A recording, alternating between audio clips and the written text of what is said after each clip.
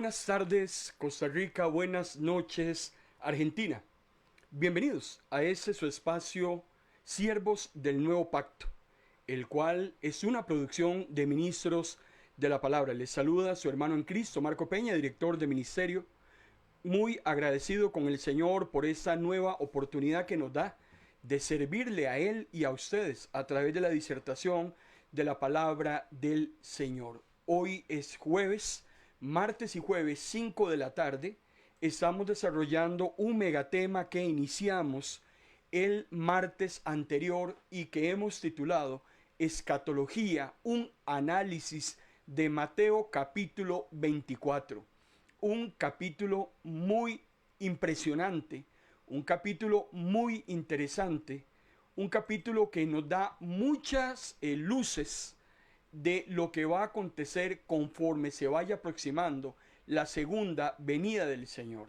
Es muy importante que nosotros como creyentes, amado hermano y hermana, tengamos claro todo lo que se va a suscitar conforme se vaya acercando el retorno de nuestro Salvador. ¿Para qué? Para que estemos preparados, para que estemos vigilantes, para que estemos trabajando en la obra del Señor. El tema de esta tarde-noche lo hemos titulado El ya, pero todavía no. A los hermanos que se encuentran en el chat de ministros de la palabra, en nuestro WhatsApp, les invitamos para que averiguaran un poco acerca de ese concepto teológico de lo que es el ya, pero aún no, todavía no. Hay cosas que las llamamos en el presente como si fueran, pero que todavía no están consumadas. De eso quiero hablar en esta tarde-noche, porque el concepto del ya y o pero todavía no es un concepto escatológico y es muy importante que nos quede claro porque aparece a lo largo y ancho de la palabra del Señor. Mateo capítulo 24, versículo 37, 38 y 44, dice en versión parafraseada: cuando yo, el Hijo del Hombre, venga otra vez, número 1, habrá un grupo de personas que estarán entregadas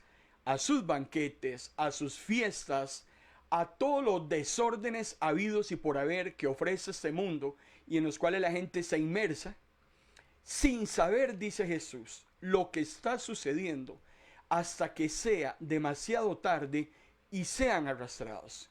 Pero ustedes, aquí hay una separación, hay otro grupo de personas y les está hablando a los creyentes, les está hablando a los hijos de Dios. Ustedes deben estar vigilantes para que mi regreso no los sorprenda. Amado hermano y hermana, el agua y el aceite no se juntan. La luz y las tinieblas no tienen armonía. Así es que es muy importante que usted y yo tengamos totalmente claro que las señales de Mateo capítulo 24 no son para los incrédulos, porque ellos, en primer lugar, no les interesa. Al hombre y a la mujer que anda perdida o perdido sin Dios y sin esperanza, no le interesa la segunda venida con el Señor. No le interesa absolutamente nada de lo que tenga que ver con Dios. Ellos están en sus propios asuntos que día a día los va acercando más y más al lago de fuego. Entonces Jesús dice que el concepto de la segunda venida, lastimosamente, no es un tema de interés del 100% de la humanidad. Es un tema, hermano y hermana, que va a ser muy importante, va a revestir relevancia para un pequeño remanente y son los hijos de Dios. Por eso Mateo capítulo 24, desde ya vamos ubicándonos, que es para la iglesia, para que la iglesia esté preparada. El mundo estará desprevenido, la iglesia estará prevenida. El mundo estará en otros asuntos y perdiéndose. La iglesia estará en las cosas del Señor y santificándose. Un elemento importante de separación. Le invito para que usted en este momento pueda reflexionar a lo interno en cuál de esos dos grupos de personas se encuentra usted. Pero por favor sea sincero delante de la presencia del Señor. Dígale usted en esta tarde o noche: Señor, no lo tengo claro. Señor, creo que estoy tal vez más cerca de los de afuera que los de adentro. O tal vez usted sí puede decirle con toda propiedad al Señor, Señor, yo soy de los que estoy vigilando porque tu regreso no me va a sorprender. Quiera Dios que esta sea su expresión. Sin embargo, vuelvo a reiterarle, le invito para que cada uno haga su propia introspección. Decíamos el martes anterior que la escatología es el estudio de la Biblia, de lo que va a suceder al final de los tiempos. De eso se concentra la escatología. ¿Qué es lo que va a suceder conforme vaya acercándose la segunda venida del Señor? Decíamos que también podríamos llamarle la teología del futuro. Para el creyente, hermano y hermana, la segunda venida del Señor definitivamente es algo que nos llena de gozo, es algo que nos llena de esperanza. Por eso vuelvo a reiterarle, que el Señor venga por segunda vez no es igual para el impío que para el creyente. Definitivamente no. Porque cuando el Señor venga, el Señor va a separar al bueno y al malo. Y al malo ya usted sabe lo que le va a terminar sucediendo una vez que se ha juzgado y lanzado al lago de fuego. Pero para el creyente la segunda venida del Señor es algo tan importante, es algo tan esperanzador, porque es definitivamente el cese de todas nuestras angustias, la terminación de nuestras aflicciones, la eliminación de todo dolor, de toda tristeza, de toda carencia. Es el momento de recibir lo que Dios nos ha anticipado, lo que Dios nos ha adelantado, es ir a recibir el 100% de las bendiciones eternas que Dios tiene para sus hijos y para sus hijas. Por eso la segunda venida del Señor y el estudio de la escatología, hermano y hermana, lo que estamos viendo los martes y jueves, que nos va a llevar N cantidad de sesiones, no tengo ni idea, lo que vamos a analizar es para que usted se llene de esperanza. Si usted en esta tarde, noche está desanimado, si usted está desilusionado, si usted tal vez está pensando hasta atentar contra su vida porque usted siente que ya no hay nada más que hacer, si usted en esta noche definitivamente está cansado, siente que tal vez su vida no va para ningún lado, esta tarde de jueves el Señor quiere devolverle a usted el gozo, devolverle la esperanza y también asegurarle que al final, aunque en ese momento no lo veamos, al final, porque hay un final para todo, en ese final el mal va a ser vencido por el bien. Y eso es algo que usted y yo, amado hermano y hermana, tenemos que masticarlo, tenemos que digerirlo. Tal vez en ese momento las cosas no nos están saliendo, tal vez en ese momento hay algo que nos tiene muy angustiados, tal vez hay algo que nos tiene preocupados, pero un día el Señor va a acomodar todas las cosas y le dará a cada uno lo que le corresponda. Por eso, estudiar escatología es muy importante. Estudiar lo que va a acontecer al final de los tiempos es muy importante. Solo que tenemos que hacerlo con mucho cuidado. Y esa es una salvedad que yo quiero hacerle a usted en esta tarde y noche, porque hay personas que les encanta andar averiguando lo que va a suceder en el futuro. ¿Cuál es el número de la lotería que va a salir el próximo domingo? Todos se frotan las manos por saber cuál es el número del premio mayor. Pero de eso no es de lo que me está hablando la Biblia. Hay que tener mucho cuidado cuando estudiamos los acontecimientos finales, porque hay una línea muy delgada entre conocer lo que Dios me revele que va a suceder versus la adivinación. Muchos pastores, muchos líderes de ministerio, muchos evangelistas, muchos personas que estudian la Biblia, intérpretes de la palabra del Señor, peligrosamente han caído en adivinación cuando entran a esos temas escatológicos. Porque al haber temas que no son concluyentes, peligrosamente, decía el apóstol Pedro, se pueden interpretar e interpretar mal. Y por eso, aquí la idea no es despertar en usted un interés morboso, por decirlo de alguna manera, para conocer el futuro, para saber qué es lo que va a pasar. Eso sería adivinación. Usted no tiene que sacar una calculadora, usted no tiene que denigrar a nadie que no piense como usted. Hay temas de escatología, hay temas del futuro que aparecen en la palabra del Señor como acontecimientos que van a suceder que no son totalmente claros, y es muy peligroso que yo denigre a otra persona o a otro creyente por pensar de una manera diferente a como yo pienso.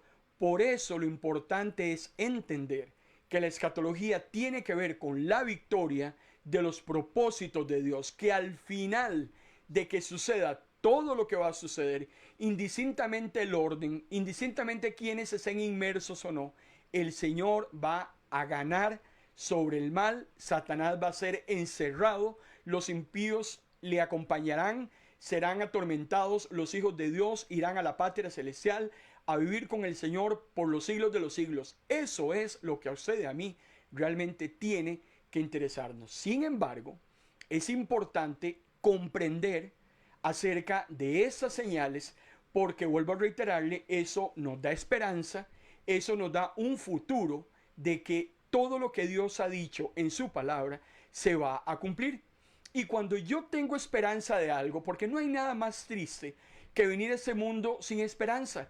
Hay personas que en este momento están ocupando un lugar en ese planeta donde no van para ningún lado, donde no tienen esperanza alguna, nada les alegra, nada les anima, todo les aburre, están asqueados de estar en ese planeta, nunca encontraron cuál era el propósito de Dios para sus vidas. Sin embargo, el creyente tiene esperanza. El creyente sabe que después de esto hay algo mejor. Y cuando yo tengo esperanza en algo, amado hermano y hermana, nadie puede vivir sin una esperanza. Y cuando yo tengo esa esperanza viva, eso lo que me motiva entonces es a dedicar mi vida al Creador, a conducirme como Él espera, a trabajar en su obra, a vivir según sus mandamientos. Esa es la esperanza del creyente.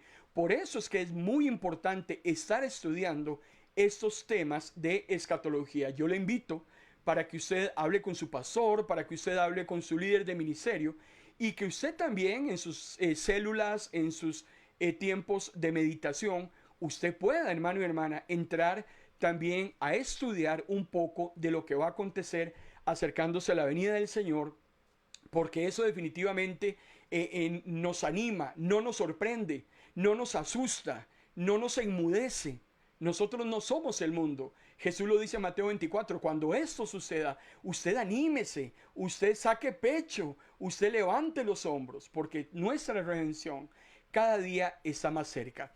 Por eso cuando usted estudia los libros proféticos, el Antiguo Testamento tiene muchísimos profecías o vaticinios escatológicos. Zacarías, el mismo Ezequiel, Daniel, Jeremías, son profetas que nos hablan, y el mismo Isaías, como lo vamos a ver más adelante, nos hablan, hermano y hermana, de una restauración futura de las cosas. Ellos están concentrados en la restauración de Israel porque en su contexto histórico el reino había sido dividido. Israel, el reino del norte, ya había sido subyugado del año 722 a través de los asirios.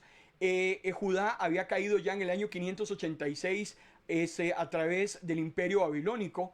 El pueblo de Israel está desperdigado, pero hay profecías muy claras de que las cosas se iban a restaurar, de que Dios no iba a dejar a su pueblo desperdigado, de que un día en el calendario divino, el Señor iba a poner orden en todo el desorden y en todo el caos. Por eso cuando usted lee los profetas, ellos siempre están hablando de una restauración futura, de algo que Dios iba a hacer, donde el bien al final iba a vencer el mal.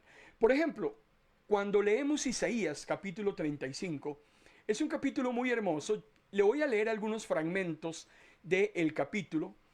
Dice el versículo 1 al 3. Se alegrarán el desierto y la tierra seca.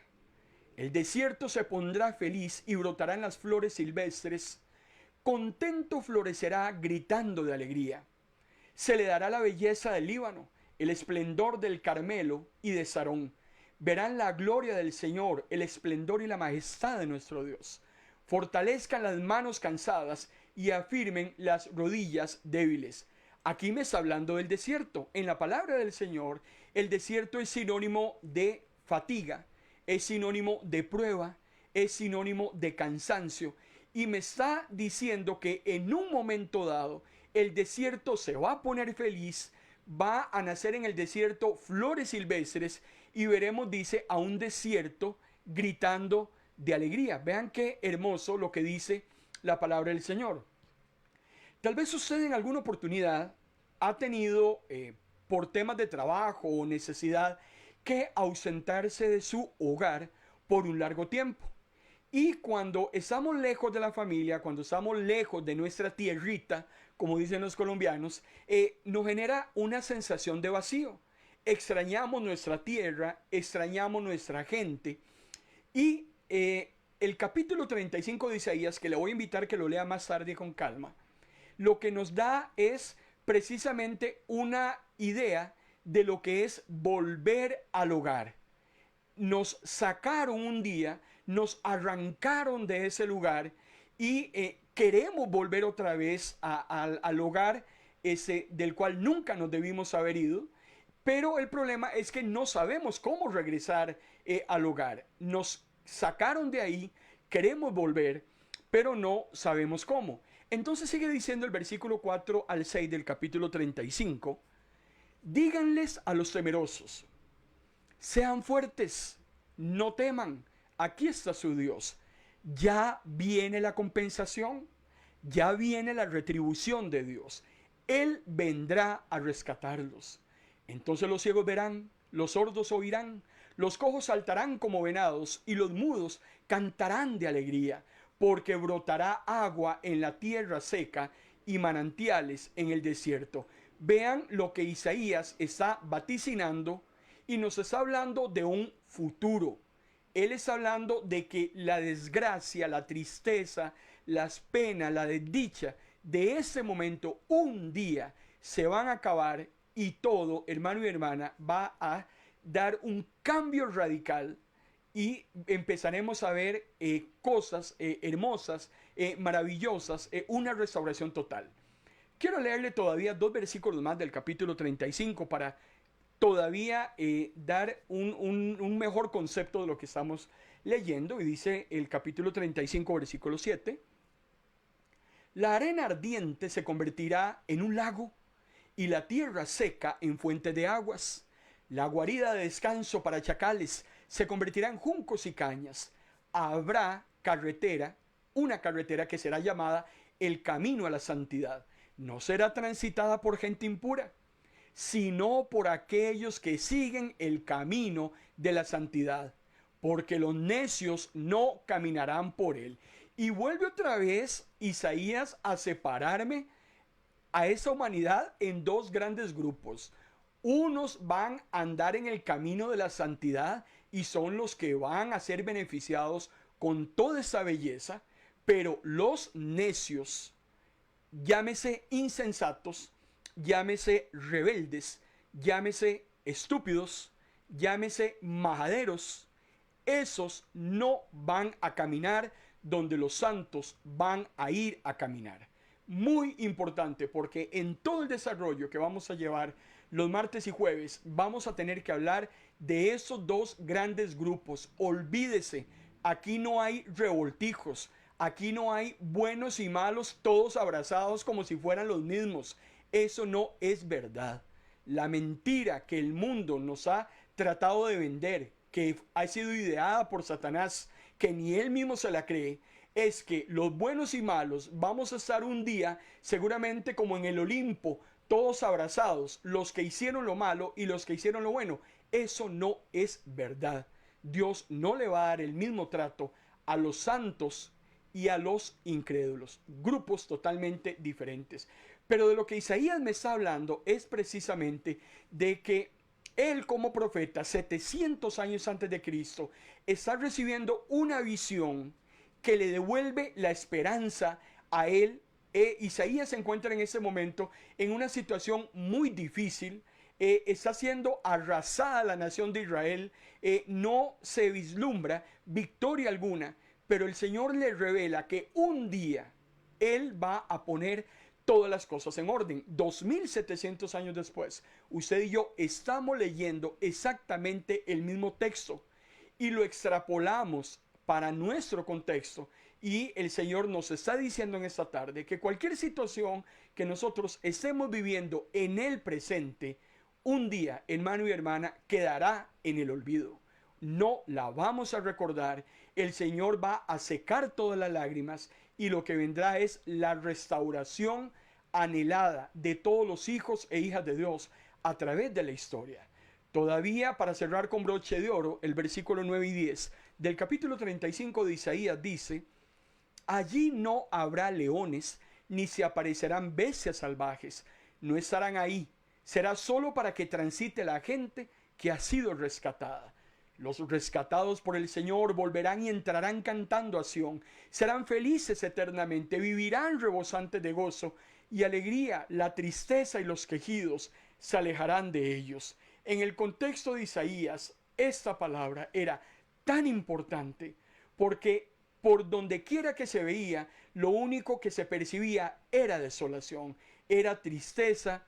Se habían llevado a muchos judíos, se habían llevado a muchos hebreos, los habían maltratado, la nación está totalmente desperdigada, parecía que el mal estaba ganando por todos lados. Y se requería palabra en ese contexto para que devolviera el ánimo. Por eso es que hay muchos textos escatológicos en los libros proféticos, porque la idea es que mantengan viva la esperanza a través de las generaciones de que un día, hermano y hermana, todo volverá otra vez a ordenarse. El Señor pondrá todo en su lugar. Y ahí es donde vamos a recibir usted y yo todas esas bendiciones eternas que nos están esperando. Ahora, decíamos que Isaías capítulo 35 nos habla acerca de un volver al hogar. Nos hicieron arrancados, queremos volver, no sabemos cómo volver al hogar. Nadie tiene, hermano y hermana, la fórmula de cómo llegar al cielo, porque la Biblia a mí me dice que la única manera de volver a accesar a Dios en esa relación rota en el Edén es a través del único camino, y ese es Jesús. Entonces, es imposible que por mí mismo, que por mis propias fuerzas, que por mi propia justicia, yo pueda volver otra vez al hogar. El mismo apóstol Pablo nos dice en Romanos capítulo 3, versículo 23, que por cuanto todos hemos pecado, todos estamos destituidos de la gloria de Dios, todos estamos fuera de poder accesar ese hogar eterno. De ahí que la única manera, la única posibilidad de volver a casa es a través de Jesús. Los creyentes de todas las edades han deseado con todo su corazón volver otra vez al hogar, a la patria celestial. Y entendemos a través de las Escrituras que solamente es a través de la fe en Jesús. Los que murieron, hermano y hermana, antes de Jesús, vieron hacia el futuro, llenos de fe, la redención que iba a estar en un momento dado del calendario. Los que nacimos después de ese maravilloso suceso, vivimos por fe en lo que Jesús hizo hace 2000 años. Por eso es la fe la que nos mueve a todos los hijos e hijas de Dios a creerle al Señor, que Él es el único que nos puede otra vez llevar hacia el Padre, para poder entonces morar por toda la eternidad, lejos de todas esas tristezas e inmundicias que existen en este mundo. Y como estamos hablando de Jesús y todo se centra en Jesús, es muy importante entonces comprender que en cuanto a los acontecimientos futuros, Dios nos ha prometido que es Jesús el que nos va a llevar de nuevo a casa. Jesús se lo dijo a sus discípulos aquella noche antes de ser arrestado. Él le dijo: donde yo estoy, yo quiero que ustedes estén conmigo. Ustedes van a estar donde yo esté. Jesús dijo: yo voy a volver a ese mundo y me los voy a llevar para que donde yo esté, todos mis seguidores estén conmigo. La Nueva Jerusalén es la casa que usted y yo el hogar que usted y yo estamos anhelando día a día. Por eso, mientras eso llega a suceder, usted y yo tenemos la seguridad a través de Cristo que eso ya está hecho. Recordemos que Hebreos capítulo 11, versículo 1, cuando habla de la fe, Hebreos nos dice, ¿qué es la fe? La fe es la certeza de lo que yo espero. Yo estoy llamando ya como sí a algo que estoy esperando, pero también es la convicción de lo que yo no veo. ¿Qué es la fe? Algo que ya ha sucedido, pero que lo único que está haciendo falta es que Dios corre el velo para poder entonces visualizarlo y tomarlo. Eso es fe. Entonces, la palabra del Señor nos dice que hasta que ese momento llegue, hasta el momento en que nosotros recojamos todo lo que Dios tiene para nosotros, hermano y hermana, somos llamados entonces a vivir en santidad y a participar en la obra de la construcción del reino de Dios. Ese reino empieza precisamente con la primera venida de Jesús. Es ahí, a partir de cuando las cosas Dios empieza a ponerlas en orden. Por eso era que Satanás no quería que Jesús viniera a este mundo, porque a partir de la primera venida de Jesús, aquel Mesías prometido en el protoevangelio de Génesis capítulo 3, versículo 15, es cuando las cosas van a empezar a ordenarse. Desde hace 2000 años, el Señor empezó a echar a andar toda la batería de sucesos que lo van a ir acercando poco a poco al final de los tiempos. Por eso, usted y yo sabemos que aunque el reino empezó con Jesús, sabemos que todavía no ha sido consumado y todo se va a consumar en su segunda venida. Ese es el concepto que hemos denominado precisamente el ya, pero todavía no. Hay cosas que tenemos ya, pero que todavía tienen que terminar de consumarse. En Marcos capítulo 1, versículo 15, Jesús empieza su ministerio y lo primero que expresa es con lo mismo que Juan expresó, Juan el Bautista, cuando también Juan inicia su ministerio. Jesús dice, por fin ha llegado el tiempo prometido por Dios, decía Jesús. El reino de Dios se ha acercado. Arrepiéntanse de sus pecados y crean la buena noticia.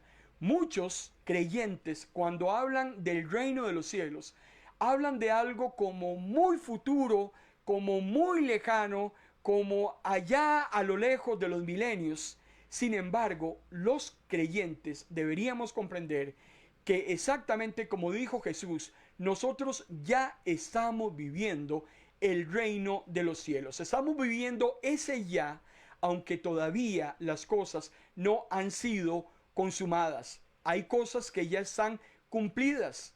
Hay cosas que todavía tienen que esperar en el calendario divino. Pero lo más importante de esto es esa garantía y es esa seguridad de que, amado hermano y hermana, lo que Dios ha prometido se va a cumplir. Y si Dios ya prometió y se cumplieron profecías que ya podemos dar fe de que se efectuaron, no me cabe la menor duda que todo el plan profético que hace falta y que no se ha cumplido, en determinado momento llegará también a cumplirse. Por eso cuando hablamos del reino de Dios, es muy importante que nos quede el concepto claro de que el reino de Dios es presente y también el reino de Dios es futuro. Por eso el mismo apóstol Pablo decía en su carta a los Efesios, en el capítulo 1, versículo 21, decía el apóstol Pablo, Dios le dio a Cristo dominio sobre todos los espíritus que tienen poder y autoridad, y sobre todo lo que existe en este mundo y en el nuevo mundo que vendrá. Este es uno de los versículos más claros y más categóricos que aclaran el concepto del ya, pero aún no.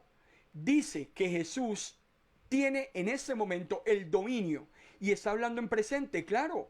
Cuando Cristo viene por primera vez, los demonios huían, los demonios se aterrorizaban, le decían, ¿qué tiene con nosotros, Jesús, Hijo del Dios Altísimo?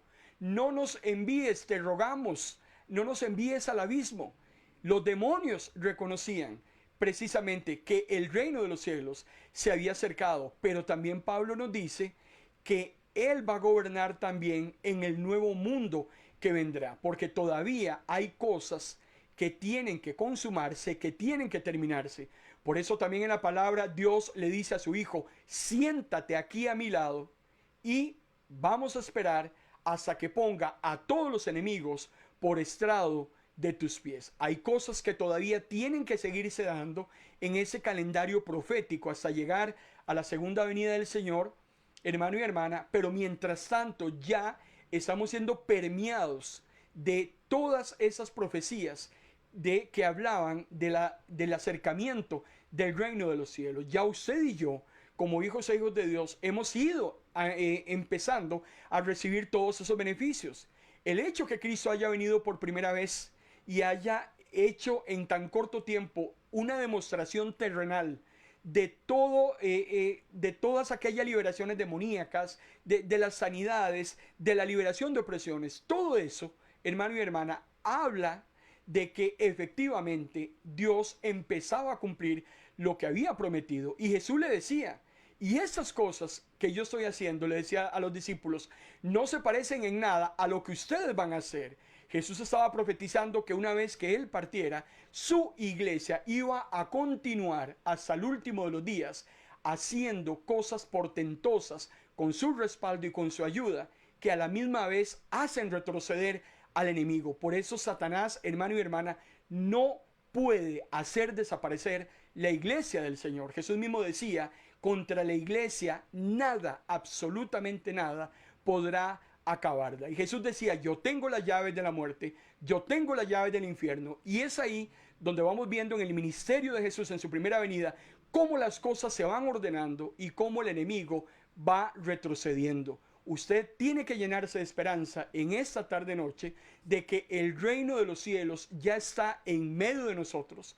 Que si bien es cierto hay muchas cosas que tienen todavía que cumplirse, hay muchas cosas que nosotros estamos disfrutando. 7 días después que Jesús asciende al cielo, una de las promesas más importantes que la tenemos hoy en día y en vivo es el Espíritu Santo. Y eso es de lo más hermoso que Jesús le ha dejado a todos los creyentes, y es el Espíritu Santo morando en nuestros corazones, porque el Espíritu está haciendo el trabajo que haría Jesús si estuviera en ese momento presente en cuerpo. Vean todo lo que el Señor ha venido haciendo con nosotros, cómo nos va preparando, cómo nos va capacitando, cómo nos va acercando precisamente a esa segunda venida. Por eso Jesús decía, no los voy a dejar solos. En ese mundo van a tener aflicción, pero confíen, yo ya vencí al mundo. Y el apóstol Pablo decía, y si Cristo resucitó, nosotros vamos a resucitar. Esa es la seguridad, la garantía, esa es la esperanza que nosotros tenemos todos los días. Y cada día que amanece, hermano y hermana, es un motivo de agradecerle a Dios por lo que Él está haciendo por nosotros. Pero a la misma vez es un día menos para nuestro encuentro con nuestro Salvador. Por eso muchas de las cosas del reino de los cielos se inauguraron con la primera venida de Jesús. Ese es el ya. El todavía no es precisamente esa tensión de esperar a que se cumpla la consumación de todas las cosas. El mismo apóstol Juan es muy interesante. En su primera carta, en el capítulo 3, Juan es otro apóstol que también nos habla acerca de ese concepto presente futuro. Vean lo que dice el apóstol Juan en el capítulo 3, versículo 2. Queridos hermanos, nosotros ya somos hijos de Dios. Está hablando Juan en presente. Pero aunque todavía no sabemos cómo seremos en el futuro, sí sabemos que cuando Jesucristo aparezca otra vez, nos pareceremos a Él, porque lo veremos como Él es en realidad. Este versículo de 1 de Juan capítulo 3, versículo 2, es un texto muy hermoso. Es un texto, hermano y hermana, que a mí me da tranquilidad, a mí me da paz. El mundo en ese momento se está desbordando. El mundo en ese momento no sabe para dónde va. hay mucha preocupación, hay mucha tensión. En Argentina hay mucho mosquito, dice la pastora Alicia, hay mucho dengue, hay mucha zozobra. ¿Qué es lo que va a pasar? Hay mucha guerra, hay mucho terremoto, hay mucha señal que vamos a ir analizando poco a poco. El mundo, hermano y hermana, se está destruyendo poco a poco. Pero los hijos de Dios, sabiendo que todo eso está pasando, tenemos una visión y un concepto totalmente diferente. Porque el apóstol Juan me está diciendo, nosotros ya somos hijos de Dios. Pase lo que pase, se caiga el mundo, se despedace este planeta, usted, hermano y hermana, es hija y es hijo de Dios. Y algo tan importante es que usted ha sido rescatado de la ira venidera. Aquí no es tan importante ser rescatado de un terremoto. Aquí no es tan importante ser rescatado del hambre. Lo que nos tiene que interesar es ser rescatados de la ira de Dios que va a venir sobre este mundo cuando Él venga a retribuir a unos y a otros. Y es ahí cuando Juan dice, ya somos hijos de Dios. Ese es un presente que usted y yo estamos viviendo. Es un anticipo, un adelanto. Lo que Pablo decía son las arras cuando habla acerca del Espíritu Santo. Estamos recibiendo beneficios en el presente que serán consumados en el futuro. Porque Juan dice, yo no sé cómo vamos a hacer en el futuro. No tengo idea. Yo trato de imaginarme cómo va a ser mi cuerpo. Pero eso no es lo importante. Lo que yo sí sé, dice Juan, es que cuando Cristo aparezca otra vez, usted y yo, los creyentes, dice Juan, nos vamos a parecer a Él porque lo veremos tal como Él es en realidad. Los únicos que van a ver al Hijo de Dios son los santos. Por eso le vuelvo a reiterar las señales que estamos analizando, la escatología, la teología del futuro, lo que va a suceder antes de la segunda venida del Señor. Eso no es para el incrédulo. Esas señales no son para los impíos. Esto que estamos analizando, que va a acontecer, que ya está aconteciendo, no es, hermano y hermana, para los que se van a perder.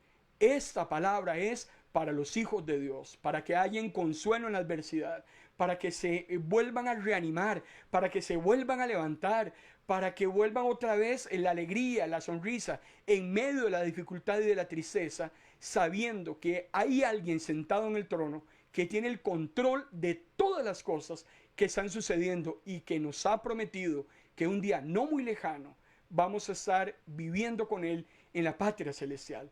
Por eso Dios, en su gran amor, envía a su Hijo, Dios hecho hombre, a este planeta precisamente para que usted y yo supiéramos de que el reino de los cielos y todas las bendiciones son accesibles desde el momento en que Jesús inicia su ministerio. Por eso Él empieza a decir, el reino de los cielos ya está aquí. Aquí estoy yo. Yo soy el representante. Yo soy el que tiene la verdad de las cosas. A partir de ese momento, demonios a retroceder. A partir de ese momento, enfermedades a curarse. A partir de ese momento, problemas en la familia a solucionarse. Ya Satanás no se va a mover como le da la gana. Ya Satanás no iba a hacer el daño que podía hacer cuando quisiera. Porque si hay algo que Satanás no puede evitar nunca, es que una persona con corazón sincero y humilde busque al Señor. Eso Satanás no lo puede hacer.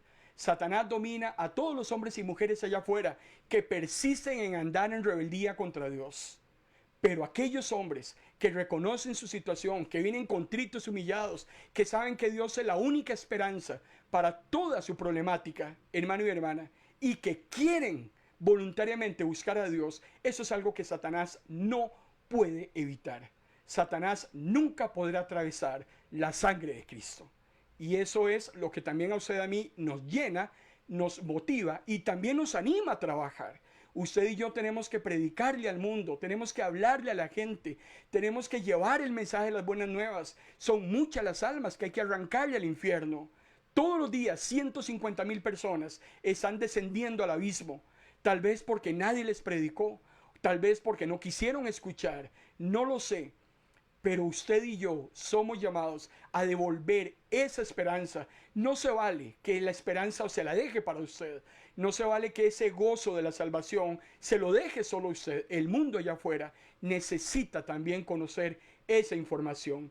Y cuando Cristo regrese en gloria, entonces es ahí donde se completará todas las bendiciones, hermano y hermana, que aunque en este momento las vivimos como una realidad presente, amado hermano y hermana, llegarán a consumarse en un periodo no muy lejano. El escritor de los Hebreos en el capítulo 2, recuerde que los viernes estamos estudiando la carta a los Hebreos, y dice el versículo 8 del capítulo 2, y si Dios le dio, está hablando el escritor de los Hebreos de Jesús, y si Dios le dio dominio sobre toda la creación, eso quiere decir que nada de lo creado queda fuera de su gobierno. Claro, todavía no vemos que Él gobierne sobre todas las cosas. El escritor de los Hebreos es muy claro, el escritor es muy honesto, tiene exactamente muy bien fundamentado lo que Jesús vino a hacer en su primera venida, las bendiciones y beneficios que usted y yo recibimos hoy como creyentes, pero todavía, hermano y hermana, falta mucho y falta lo mejor. Por eso el escritor dice, Dios le ha dado el dominio a Cristo de todo, aunque todavía no lo vemos gobernar. ¿Por qué? Porque tienen que darse una serie de sucesos que vamos a ir analizando martes y jueves hasta que se consuman todas las cosas. Y ahí entonces todo será puesto como dominio debajo de los pies de Cristo para que gobierne para siempre jamás. Y los que lo acompañaremos en esa gobernanza serán todos sus santos y todas sus santas. Por eso la primera venida de Cristo fue tan importante. Esa primera venida de Cristo que Satanás trató de evitarla por todos los medios era tan necesaria, tan urgente, un momento en la historia donde el Señor le decía, les voy a mandar un adelanto de lo que va a ocurrir en un futuro inminente. Tal vez no en un futuro cercano, tal vez no en un futuro inmediato, pero el Señor nos dice y nos promete que cuando eso suceda, hermano y hermana, definitivamente todo se va a volver otra vez a ordenar. Por eso ese siglo venidero que también nos habla a nosotros en la palabra del Señor, usted lo encuentra en algunas traducciones, principalmente Reina Valera, con la venida de el Mesías es precisamente que comienza el siglo venidero. El plan de Dios para el mundo en cuanto a acercarnos al final de las cosas inicia con la primera venida de Cristo. Yo no sé por qué muchas personas hoy creen que muchos eventos de Apocalipsis, muchos sucesos escatológicos todavía no han empezado. Vamos a demostrar a través de todo ese desarrollo que hay muchas cosas del futuro para Juan que nosotros en este momento ya las estamos viviendo. Dicho de otra manera, con la llegada del rey, llegó el reino. Si el rey vino a este mundo, hermano y hermana, el rey trajo el reino. Y es lo que lo tiene a usted y me mantiene a mí vivo. Es lo que me mantiene a mí con deseos de seguir adelante. Lo único que me motiva a continuar en ese valle de lágrimas es la esperanza que en un futuro cercano hay algo mejor que todo esto. Pero para llegar ahí hay que caminar en santidad. Para llegar ahí hay que hacer un esfuerzo por la obra del Señor también. No es solo cruzarnos de brazos. El mismo Jesús decía en Mateo capítulo 12, 28, para que le quedara claro a sus oyentes el tema del reino, Jesús decía, si yo por el Espíritu de Dios, porque hay todo un entrevero en el momento en que Jesús libera a un endemoniado y acusaban a Jesús malsanamente y blasfemando de que Jesús sacaba a los demonios con la ayuda del príncipe de los demonios. Jesús decía, vea, o sea, con un poquito de inteligencia, dice Jesús, si yo por el Espíritu echo fuera los demonios, de ciertamente ha llegado a ustedes el reino de Dios. O sea, el reino de Dios ya está en medio de nosotros. Llegó el mero mero. Llegó el que los creyentes estábamos esperando. Llegó el amado. Llegó el Mesías. Llegó el que el mundo necesitaba en esa primera vez.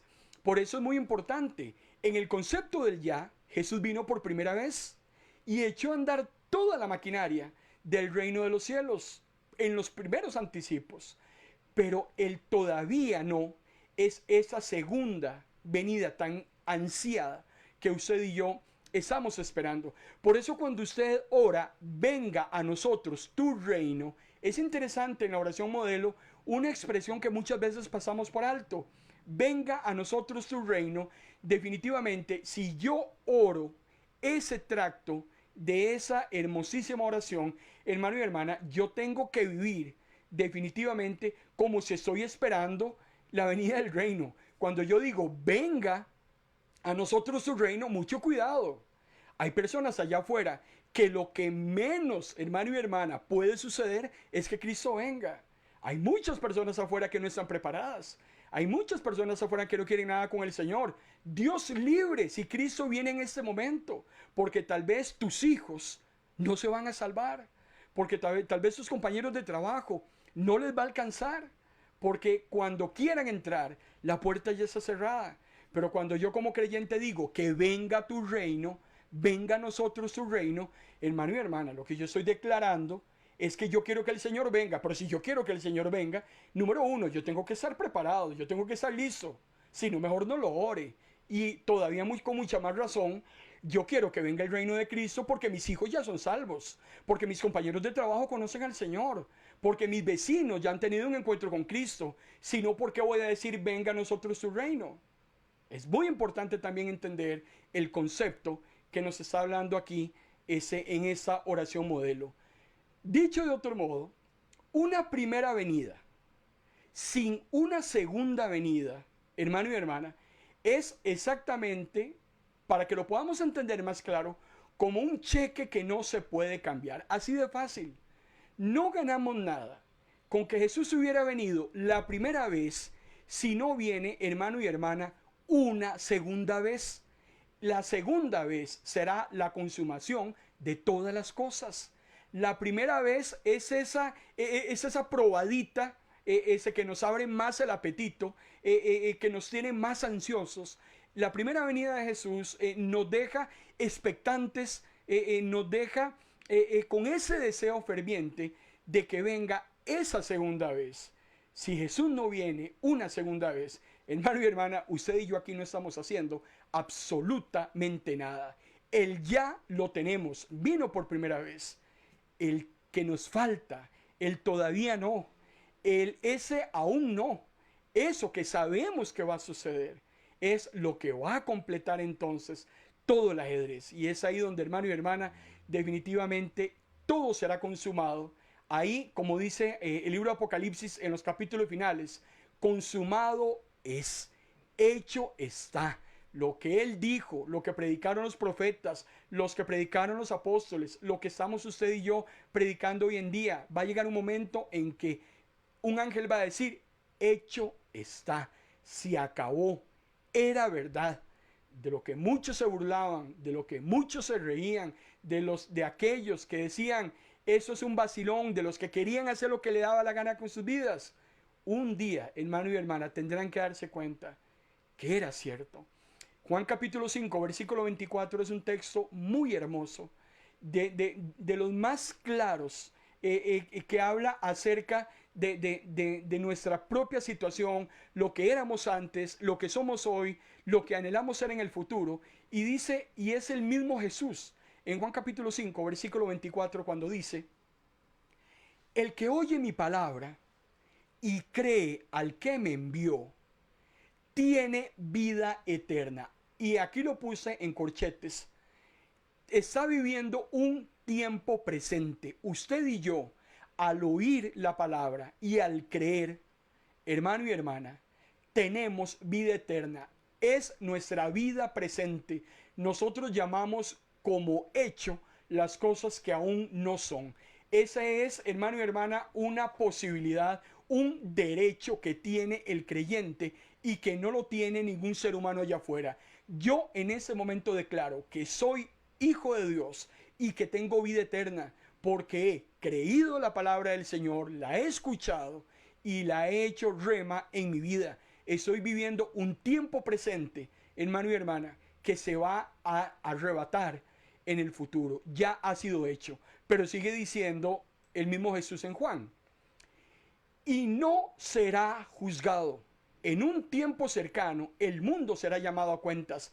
Hay un futuro. Jesús dice, yo ya tengo la vida eterna. Esa vida eterna que tengo hoy en el presente me permite que en el futuro, cuando venga el juicio sobre el mundo, ese juicio y esa ira de Dios no me alcance. ¿Por qué?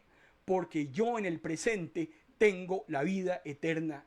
En el hoy yo he sido justificado, en el hoy yo he sido perdonado, en el hoy he sido reconciliado con Dios, en el hoy yo soy hijo de Dios. Y en el futuro, lo que suceda en el futuro, el juicio y la ira divina sobre el mundo impenitente, eso que va a suceder, inmediatamente ha quedado cancelado hoy, porque hoy yo le he entregado mi vida a Jesús.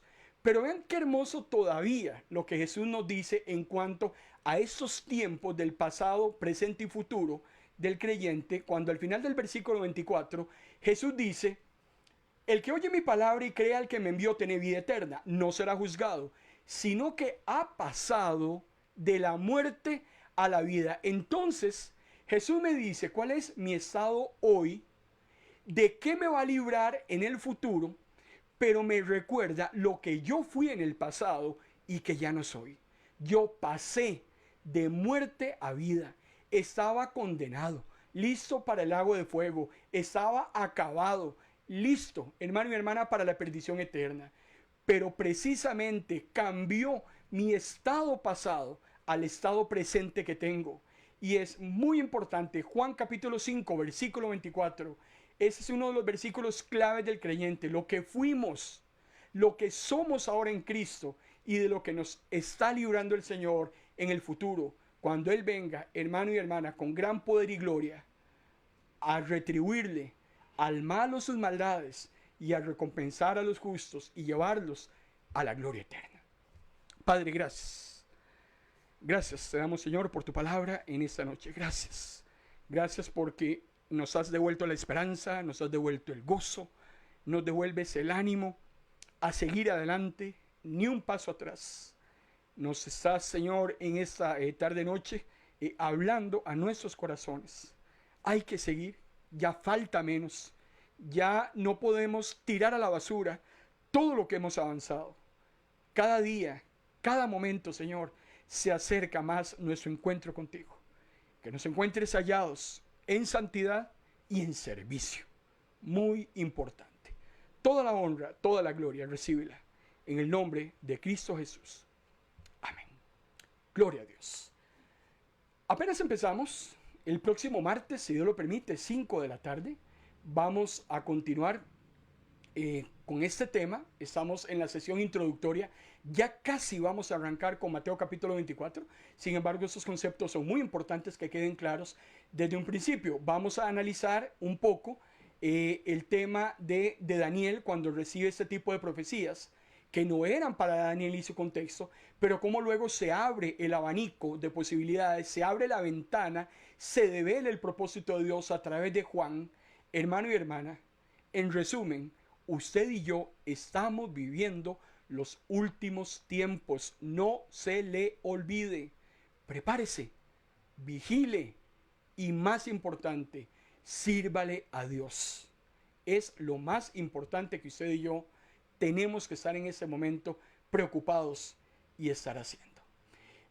Si Dios lo permite, hoy a las 7 de la noche, hora de Costa Rica, la doctora Gisela Araya estará con su acostumbrado programa de todos los jueves, Psicología del Alma. Hoy a las 7 de la noche en punto, tenemos una cita a través de MP Radio, de noche o de día, tu mejor compañía. En este momento, hoy, llegamos a alcanzar la programación de 1500 melodías. Amado hermano y hermana, una emisora que las 24 horas está programando 1500 canciones cristianas de todo tipo de género que a usted se le ocurra.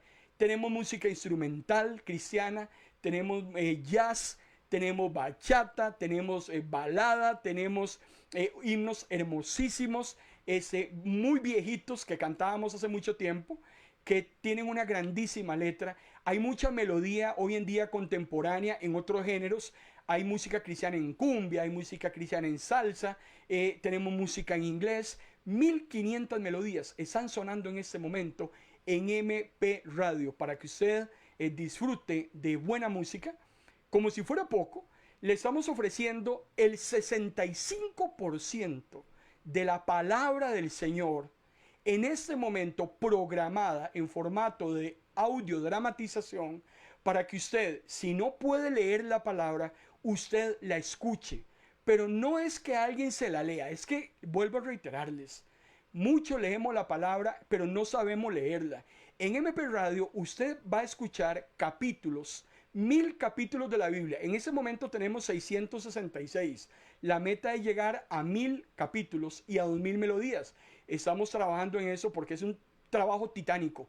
Pero lo importante es que usted escucha el texto con los personajes, en la ambientación, la vehemencia.